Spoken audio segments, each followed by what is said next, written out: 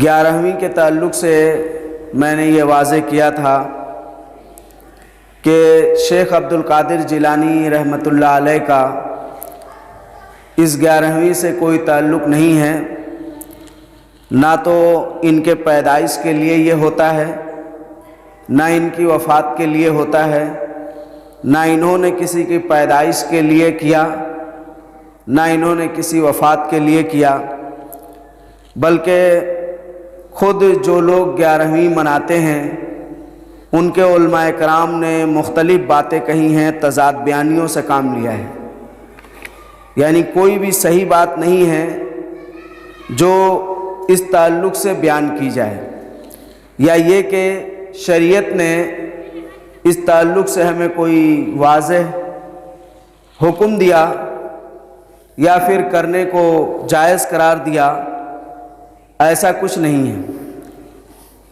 آئیے ایک دو بات اس تعلق سے بیان کر کے ہم آگے موضوع کی طرف چلیں گے۔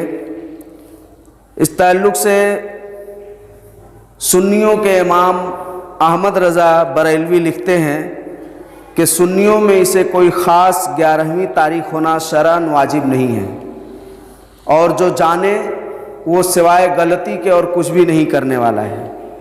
یہ فتاوی رضویہ جلد 9 صفحہ 951 پر موجود ہے کہ سنیوں کے یہاں یہ کوئی خاص چیز نہیں ہے۔ تو اب کیوں سنی حضرات مناتے ہیں یہ وہ جانے، اور ان کے موجودہ دور کے علماء کرام جانے۔ اسی طرح سے عبداللہ یافعی جو ان کے بہت بڑے ولی اللہ گزرے ہیں، ان کے متعلق انہوں نے اپنی کتاب قرۃ الناظرہ خلاصۃ المفاخرہ میں لکھا ہے کہ بڑے پیر نبی صلی اللہ علیہ وسلم کے لیے بڑے پیر 11ویں دیا کرتے تھے، مگر یہ رفتہ رفتہ اتنا مقبول ہو گیا اور مشہور ہو گیا کہ 11ویں جو آپ نبی کے لیے دیتے تھے لوگ آپ ہی کے نام سے دینے لگے، یعنی الٹا ہو گیا۔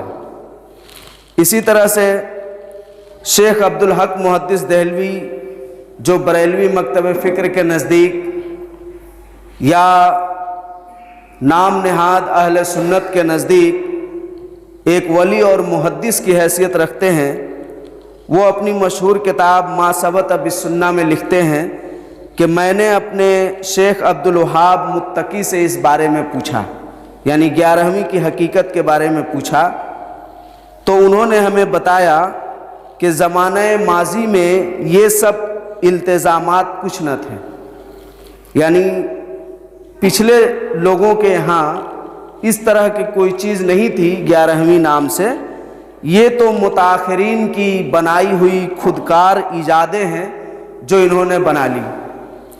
اسی طرح ان کے ایک اور محقق لکھتے ہیں کہ 11ویں کی ابتدا 6 صدی ہجری میں ہوئی، اس سے پہلے اس کا کوئی ثبوت نہیں تھا۔ تو اس بات سے واضح ہو گیا اچھی طرح کہ 11ویں کا کتاب و سنت اور شریعت سے کوئی واسطہ نہیں ہے، بلکہ جس مذہب میں یہ مشہور ہے اور جس کے افراد زیادہ 11ویں مناتے ہیں ان کے یہاں بھی یہ بات محل نظر ہے، یعنی انہوں نے بھی اس تعلق سے یہی بتایا ہے کہ یہ بعد کے لوگوں کی ایجاد ہے، 6 صدی ہجری کی ایجاد ہے۔ ہاں اب یہ الگ بات ہے کہ اس طرح کی بہت ساری چیزیں ہیں، جیسے میلاد بھی ہے، نظر و نیاز کے نام پر قوالی، عرس، اور نہ جانے کتنے اولیاء کرام کے فاتحات، دعاز دہم اور پتہ نہیں کیا کیا بہت ساری لوازمات ہیں۔ ان سب کو ان لوگوں نے بتا تو دیا ہے عوام کو کہ کتاب و سنت میں اس کی دلیل نہیں ہے، مگر چونکہ یہ کیا جاتا ہے مجالس خیر کے نام سے، تو اس لیے یہ کرنے میں کوئی برائی نہیں ہے۔ کیوں؟ اس لیے کہ یہ بدعت حسنہ ہے۔ کیا ہے؟ بدعت حسنہ ہے، اس لیے اس کے کرنے میں کوئی برائی نہیں ہے۔ تو بہرکیف میں اپنے موضوع کی طرف آتا ہوں، اور اس وضاحت کے ساتھ کہ شیخ عبد القادر جیلانی رحمۃ اللہ علیہ کا اس سے کوئی واسطہ نہیں ہے۔ وہ ایک موحد اور اصلی سنی اور اہل الحدیث تھے، وہ اپنی کتاب غنیۃ الطالبین کے اندر لکھتے ہیں کہ 72 یعنی 73 فرقے ہوں گے، جیسا کہ اللہ کے رسول صلی اللہ علیہ وسلم کا فرمان ہے۔ ان کی کتاب بھی یہاں موجود ہے، آپ لوگ دیکھ سکتے ہیں۔ وہ صاف انداز میں لکھتے ہیں اور وہ عربی کتاب ہے۔ اس عربی کتاب کا ترجمہ تقریباً تمام مکتب فکر نے کیا ہے، یعنی اہل حدیث جماعت نے بھی کی ہے، دیوبندی علماء کرام کی جماعت نے بھی اس کتاب کا ترجمہ کیا ہے، اور بریلوی جماعت کے سب سے بڑے ادیب جو اس وقت کے عربی ادیب مانے جاتے ہیں، ان کا تعلق بریلوی جماعت سے ہے، شمس بریلوی، انہوں نے بھی شیخ عبد القادر جیلانی رحمۃ اللہ علیہ کی کتاب غنیۃ الطالبین کا اردو ترجمہ کیا ہے۔ ان تینوں تراجم کو آپ اپنے سامنے رکھیے اور اسی چیپٹر کو پڑھیے، اور جو آپ میں عربی جانتا ہے تو اور بھی الحمدللہ اچھی بات ہے، وہ عربی ڈائریکٹ پڑھ سکتا ہے، تو وہ رکھے اور دیکھے شیخ عبد القادر جیلانی رحمۃ اللہ علیہ کیا لکھ رہے ہیں۔ اللہ کی توحید کے بارے میں اپنا عقیدہ، اہل سنت والجماعت کا عقیدہ بیان کر رہے ہیں، کہہ رہے ہیں کہ تمہارا حرکت بھی اللہ کے علاوہ نہیں ہونا چاہیے، یعنی اگر تم کہیں جانا چاہ رہے ہو کسی نیک کام سے تو اس میں اللہ کی رضا ہو، کسی غیر کی رضا شامل حال نہ ہو۔ تمہاری زبان سے نکلے تو ایسی باتیں نکلے جو اللہ کی رضا کے خاطر نکلے، تمہارا سر جھکے اور سجدہ ریز ہو تو صرف اور صرف اللہ کے سامنے، نہ کہ غیر اللہ کے سامنے۔ اسی طرح سے وہ اپنی کتاب فتوح الغیب کے اندر بھی لکھتے ہیں کہ جو شخص یہ کہتا ہے کہ اللہ تعالیٰ کے پاس پہنچنے کے لیے وسیلے کی ضرورت ہے، یا وہ شخص یہ کہتا ہے کہ جیسے ایک بادشاہ کے پاس پہنچنے کے لیے وزیر کی ضرورت ہوتی ہے، وہ شخص اس طرح ہے گویا اس نے اللہ کی قدر و منزلت کو نہیں جانی اور اس نے اللہ کو اپنے جیسا سمجھ لیا، حالانکہ اسے معلوم ہونی چاہیے کہ اللہ سے ملنے کے لیے کسی وسیلے کی ضرورت نہیں ہے۔ یہ بات کہاں ہے؟ فتوح الغیب میں، اور یہ فتوح الغیب بھی ان کی عربی کتاب ہے۔ اس عربی کتاب کا ترجمہ خانقاہ مجیبیہ رضویہ سے ہوا ہے، وہ کتاب بھی میرے پاس موجود ہے، یعنی بریلوی جماعت کی خانقاہ سے وہ ترجمہ کیا گیا کتاب، اور عربی کتاب بھی میرے پاس موجود ہے، دونوں ہیں۔ آپ دونوں کی عبارت کو ملائیے، وہ بتا رہے ہیں کہ اللہ کے پاس ڈائریکٹ پہنچنا چاہیے۔ جو لوگ اللہ کے لیے وسیلہ بتاتے ہیں اور کہتے ہیں کہ وسیلے کے ذریعے اللہ کے پاس پہنچنا چاہیے، تو وہ سب سے بڑے جاہل انسان ہیں، جنہوں نے اللہ کو نہیں سمجھا یا پھر اپنی جیسے سمجھ لیا۔ تو یہ ہے وہ شیخ عبد القادر جیلانی جن کے نام پر 11ویں کی جاتی ہے۔ یہی پر بس نہیں کرتے، بلکہ وہ آگے اپنی کتاب غنیۃ الطالبین میں فرماتے ہیں کہ جو لوگ نماز پڑھتے ہیں انہیں چاہیے کہ وہ اس طرح نماز پڑھیں۔ کس طرح؟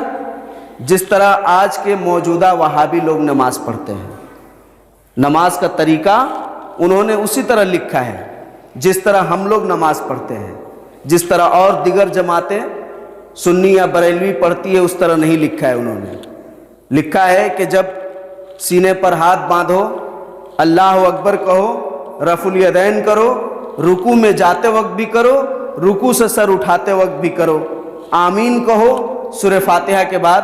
ان کی کتاب موجود ہے، آپ دیکھ سکتے ہیں۔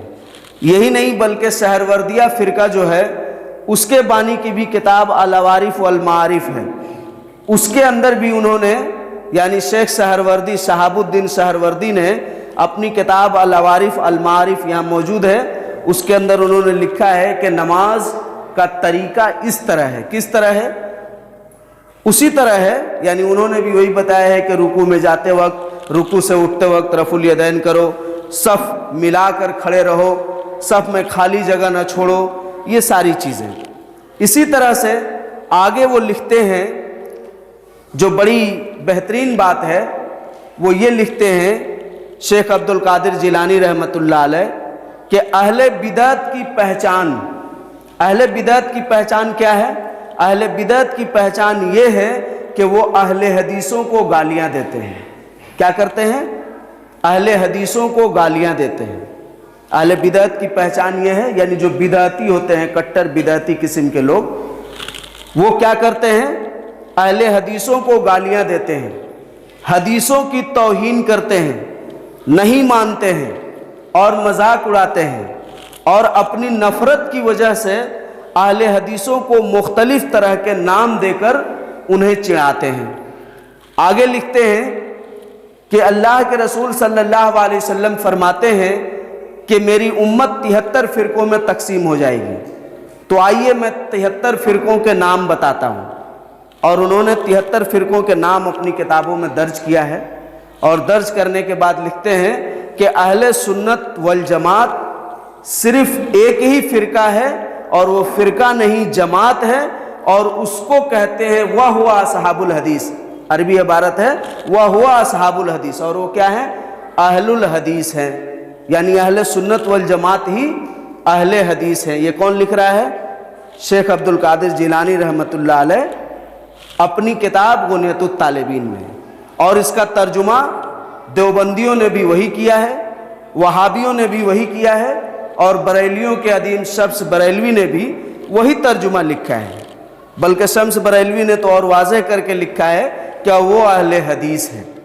تو یہ ہے وہ شیخ عبد القادر جیلانی رحمۃ اللہ علیہ کی شخصیت جن کے نام پر 11ویں کیا جاتا ہے۔ اچھا، اگر کچھ دیر کے لیے مان بھی لیا جائے کہ شیخ عبد القادر جیلانی نے اپنے مریدوں کو 11ویں کرنے کے لیے کہا کیونکہ وہ اس کو کھاتے ہیں، اس سے خوش ہوتے ہیں، تو ایک اور بڑی بات آپ سن لیجئے، انہی کی کتاب میں موجود ہے اور آپ کھول کے دیکھ سکتے ہیں۔ غنیۃ الطالبین کے اندر وہ صاف لفظوں میں لکھ رہے ہیں کہ شیخ کا مرید کے یہاں کھانا حرام ہے۔ شیخ کا یعنی پیر کا مرید کے یہاں کھانا حرام ہے، اور مرید کا پیر کے یہاں کھانا جائز اور مستحب ہے۔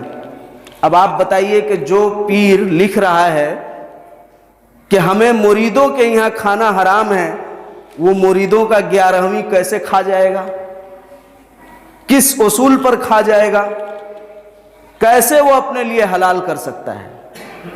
تو یہ بات بھی بڑی پتے کی اور نکتے کی بات ہے، جس سے یہ ثابت ہوتا ہے کہ انہوں نے ایسا کچھ نہ کیا، نہ کرنے کا حکم دیا۔ اب آئیے ہم آپ کو بتا دیں کہ یہ باتیں آج امت مسلمہ کو سمجھانا پڑ رہا ہے۔ اس لیے سمجھانا پڑ رہا ہے کہ ہم نے ہر ایک نے اپنا ایک الگ الگ گروہ بنا لیا ہے، الگ الگ مکتب فکر میں بٹ چکے ہیں، اور یہ چاہتے ہیں کہ ہم جہاں پر ہیں ہمارا عمل صحیح ہو جائے اور ہم اللہ کے یہاں مقبول ہو جائیں، اللہ تبارک و تعالی ہمیں بخش دے، ہم سے راضی اور خوش ہو جائے اور ہمیں جنت میں داخل کر دیں۔ تو آپ کو معلوم ہونی چاہیے اللہ تبارک و تعالی نے قرآن کے اندر اس کام کو بڑے آسان انداز میں بیان کر دیا ہے بندوں کے لیے، مگر افسوس کی بات ہے کہ یہ بندے شیطانی چنگل میں پھنس کر کے اور وہ کام کرتے ہیں جو انہیں نہیں کرنا چاہیے۔